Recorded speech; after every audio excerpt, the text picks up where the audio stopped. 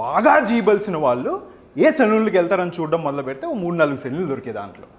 అందులో సెలూన్లోకి వెళ్ళి ఒకటి దగ్గర కూర్చుని, సార్ నా దగ్గర బిజినెస్ ఐడియా ఉంది సార్, మీకు నేను చెప్పాలి అన్నాను.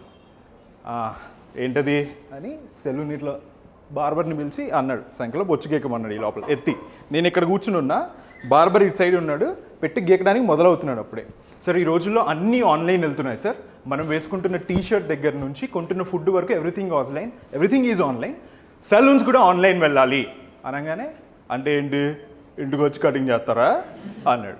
అనగానే ఎక్కడికంటే అక్కడికి వచ్చి చేస్తాను సార్ అంటే, ఇదిగో 20 ఏళ్ళు దాటిన తర్వాత ఎక్కడంటే ఆడ జుట్టు వస్తుంది అంటే మేము కూడా ఎక్కడొస్తే అక్కడికి వచ్చి పీకేస్తాను సార్ అన్నాం.